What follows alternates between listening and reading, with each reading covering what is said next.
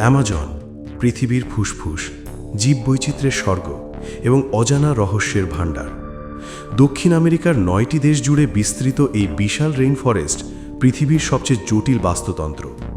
এর হৃদয়ে বয়ে চলে অ্যামাজন নদী, বিশ্বের সবচেয়ে বড় নদী, যার শাখা প্রশাখা জঙ্গলের শিরার মতো ছড়িয়ে আছে। এখানে প্রায় 400 বিলিয়ন গাছ, 16,000 প্রজাতির প্রাণী এবং অগণিত উদ্ভিদ রয়েছে, যাদের অনেকেরই এখনও নামকরণ হয়নি। কিন্তু অ্যামাজন শুধু প্রকৃতির গল্প নয়, এটি স্থানীয় উপজাতির সংস্কৃতি, তাদের জ্ঞান এবং প্রাচীন রহস্যের গল্প।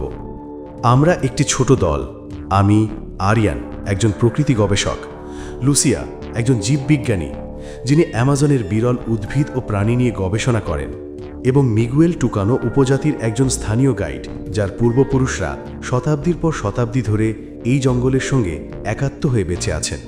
আমাদের লক্ষ্য একটি কিংবদন্তির সন্ধান, জানিরা, হারিয়ে যাওয়া শহর। কেউ বলে এটি সোনার শহর, কেউ বলে এটি প্রাচীন জ্ঞানের ভাণ্ডার। আমাদের এই ডকুমেন্টারি শুধু জানিরা সন্ধান নয়, অ্যামাজনের জীবন, এর চ্যালেঞ্জ এবং এর সংরক্ষণের জন্য একটি আহ্বান।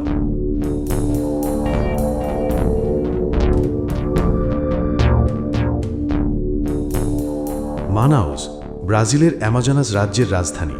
আমাদের যাত্রার শুরু। এই শহরটি অ্যামাজন নদীর তীরে অবস্থিত, যেখানে আধুনিকতা আর প্রকৃতির মধ্যে একটি অদ্ভুত মিলন ঘটে। আমরা আমাদের ছোট নৌকায় উঠি, যা আমাদের জঙ্গলের গভীরে নিয়ে যাবে।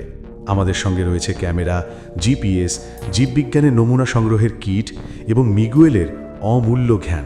তিনি আমাদের বলেন, অ্যামাজন কোনো সাধারণ জঙ্গল নয়, এটি একটি জীবন্ত প্রাণী। এর নিয়ম মানতে হবে, নয়তো এটি তোমাকে গ্রাস করবে। নৌকা দেগিয়ে চলে অ্যামাজন নদীর একটি শাখা দিয়ে, যাকে বলা হয় রিও নিগ্রো বা কালো নদী। এর জল কালো কারণ উদ্ভিদের ক্ষয় থেকে জৈব পদার্থ মিশে থাকে, যা জলকে অ্যাসিডিক করে। লুসিয়া ক্যামেরায় বলেন, অ্যামাজনে প্রায় 2.5 মিলিয়ন প্রজাতির কীটপতঙ্গ, 40,000 প্রজাতির উদ্ভিদ আর 3,000 প্রজাতির মাছ আছে। এটি পৃথিবীর সবচেয়ে বৈচিত্র্যময় বাস্তুতন্ত্র। সন্ধ্যায় আমরা জঙ্গলের প্রান্তে প্রথম ক্যাম্প স্থাপন করি। রাত নামতেই জঙ্গলের শব্দ বদলে যায়। দিনের পাখির ডাকের জায়গা নেয় কীটপতঙ্গের গুঞ্জন, ব্যাঙের ডাক আর হাউলার বানরের গর্জন। লুসিয়া একটি বিরল ফুলের নমুনা সংগ্রহ করেন, যাকে বলা হয় লুনা ফ্লোরা। এই ফুল রাতে নীল আলোয় জ্বলে, যা জঙ্গলের শিকারীদের আকর্ষণ করে। তিনি বলেন, এই ফুলের রাসায়নিক গঠন এখনও পুরোপুরি বোঝা যায়নি। এটি ওষুধ তৈরিতে ব্যবহার হতে পারে। মাঝরাতে আমি একটি ফিস শুনি, যেন কেউ দূর থেকে ডাকছে। মিগুয়েল বলেন, এটি জঙ্গলের আত্মা, তারা আমাদের দেখছে। আমরা সতর্ক থাকি, কারণ অ্যামাজনের রাত মানে বিপদ। দ্বিতীয় দিনে আমরা অ্যামাজনের গভীরে প্রবেশ করি। এখানে কোনো পাকা পথ নেই। মিগুয়েলের অভিজ্ঞতা আর একটি পুরনো মানচিত্র আমাদের পথ দেখায়। মানচিত্রটি একটি স্থানীয় উপজাতির কাছ থেকে পাওয়া, যারা জানিরাল পথে 3টি চিহ্নের কথা বলেছিল। একটি বিশাল সিবা গাছ, যার গুড়িতে প্রাচীন লিপি খোদাই করা, একটি লাল পাথরের ঝর্ণা এবং একটি সাপের মতো বাঁকানো নদী। কয়েক ঘন্টা হাঁটার পর আমরা সিবা গাছটি খুঁজে পাই। এটি এত বিশাল যে আমরা 3 জন মিলেও এর গুড়ি জড়িয়ে ধরতে পারি না। গাছের গায়ে খোদাই করা আছে অদ্ভুত প্রতীক, ত্রিভুজ, বৃত্ত আর সর্পিল। লুসিয়া বলেন, এগুলো সম্ভবত প্রাচীন উপজাতির দিক নির্দেশনা। এর মাধ্যমে তারা পথ বা পবিত্র স্থান চিহ্নিত করত। মিগুয়েল গাছের পাশে হাঁটে বলেন, এটি জানিরার দিকে প্রথম পদক্ষেপ। আমাদের উত্তর পূর্বে যেতে হবে। কিন্তু জঙ্গল আমাদের সহজে এগোতে দেয় না। বিকেলে আমরা একটি জলাভূমিতে পৌঁছাই, যেখানে মাটি কাদায় পরিণত হয়েছে। আমাদের পায়ে কাদা লেগে চলা কঠিন হয়ে পড়ে। হঠাৎ লুসিয়া চিৎকার করেন। একটি বিশাল অ্যানাকন্ডা তার পায়ের কাছে পাক খাচ্ছিল। মিগুয়েল দ্রুত তার মাছিকে দিয়ে সাপটিকে তাড়িয়ে দেন। তিনি বলেন, অ্যানাকন্ডা শিকারী, কিন্তু তারা সাধারণত মানুষকে আক্রমণ করে না। তবুও আমাদের সতর্ক থাকতে হবে। এই ঘটনা আমাদের মনে করিয়ে দেয় যে অ্যামাজনের প্রতিটি পদক্ষেপে বিপদ লুকিয়ে আছে। এখানে জাগুয়ার, পিরানহা আর বিষাক্ত সাপের মতো শিকারীরা সর্বত্র। লুসিয়া বলেন, অ্যামাজনের বাস্তুতন্ত্রে প্রতিটি প্রাণীর নিজস্ব ভূমিকা আছে। শিকারী আর শিকারের মধ্যে একটি সূক্ষ্ম ভারসাম্য বজায় থাকে।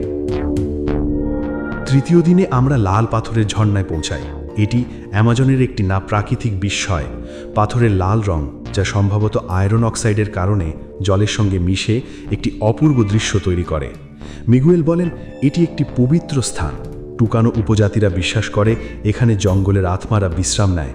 তারা এই ঝর্ণার জলকে ঔষধি বলে মনে করে। লুসিয়া জলের নমুনা সংগ্রহ করেন এবং পাথরের ওপর আরও কিছু প্রতীক লক্ষ্য করেন, সূর্য আর চাঁদের আকৃতির। তিনি বলেন, এই প্রতীকগুলো সম্ভবত প্রাচীন জ্যোতির্বিজ্ঞানের জ্ঞান নির্দেশ করে। জানিরার স্রষ্টারা হয়তো তারা আর গ্রহের গতিবিধি পর্যবেক্ষণ করত। রাতে আমরা ঝর্ণার কাছে ক্যাম্প করি। মাঝরাতে আমি আবার সেই ফিসফিস শুনি, এবার আরও স্পষ্ট। মিগুয়েল বলেন, জঙ্গলের আত্মারা আমাদের পরীক্ষা করছে, আমাদের বিশুদ্ধ উদ্দেশ্য নিয়ে এগোতে হবে। তিনি আমাদের একটি টুকানো আচার পালন করতে বলেন। আমরা ঝর্ণার জল ছিটিয়ে জঙ্গলের প্রতি কৃতজ্ঞতা জানাই। চতুর্থ দিনে আমরা সাপের মতো বাঁকানো নদীটি খুঁজে পাই। এটি জঙ্গলের মধ্য দিয়ে সর্পিলভাবে বয়ে চলেছে, যেন একটি বিশাল সাপ। নদীর তীরে আমরা একটি পাথরের স্তম্ভ দেখি, যার ওপরে ত্রিকোণাকৃতি খোদাই করা। মিগুয়েল বলেন, এটি জানিরার প্রবেশদ্বার, এখান থেকে আমাদের খুব সাবধানে এগোতে হবে। নদী পেরিয়ে আমরা একটি বিশাল পাথরের দেওয়ালের সামনে পৌঁছাই। দেওয়ালে খোদাই করা আছে জটিল নকশা, মানুষ, পশু, তারা আর গ্রহের ছবি। লুসিয়া বলেন, এটিই জানিরা, আমরা এটি খুঁজে পেয়েছি। এই খোদাইগুলো একটি উন্নত সভ্যতার সাক্ষ্য দেয়। দেওয়ালের মাঝখানে একটি দরজা। মিগুয়েল একটি প্রাচীন টুকানো মন্ত্র পড়েন আর দরজা ধীরে ধীরে খুলে যায়। ভিতরে একটি বিশাল হল, যেখানে দেওয়ালে সোনার পাত আর রত্ন জড়ানো মূর্তি। কিন্তু হলের মাঝখানে একটি স্ফটিক, যা থেকে নীল আলো বের হচ্ছে। মিগুয়েল বলেন, এটিই জানিরার হৃদয়, এই স্ফটিকে জঙ্গলের জ্ঞান সংরক্ষিত। লুসিয়া স্ফটিকটি পরীক্ষা করে বলেন, এটি কোনো সাধারণ পাথর নয়, এটি প্রভাবত একটি প্রাচীন তথ্য সংরক্ষণ প্রযুক্তি। এতে হয়তো জানিরার সভ্যতার ইতিহাস লিপিবদ্ধ। হঠাৎ হলের মধ্যে সেই ফিসফিস আবার শোনা যায়। এবার একটি কণ্ঠ স্পষ্ট বলে, তোমরা এখানে এসেছো, কিন্তু জ্ঞান নিতে হলে তোমাদের হৃদয় পরীক্ষা করতে হবে। আমরা তিনজন একে অন্যের দিকে তাকাই। মিগুয়েল বলেন, এই জ্ঞান জঙ্গলের জন্য, এটি ভুল হাতে পড়লে অ্যামাজন ধ্বংস হয়ে যাবে। আমরা স্ফটিকটি স্পর্শ করিনি, আমরা বুঝেছি জানিরার জ্ঞান জঙ্গলের সঙ্গেই থাকা উচিত। অ্যামাজন আমাদের শিখিয়েছে প্রকৃতির রহস্যকে সম্মান করতে হবে, তাকে ধ্বংস নয়। এই জঙ্গল পৃথিবীর জন্য অপরিহার্য। এটি কার্বন শোষণ করে, জলবায়ু নিয়ন্ত্রণ করে আর অগণিত প্রজাতির আশ্রয় দেয়।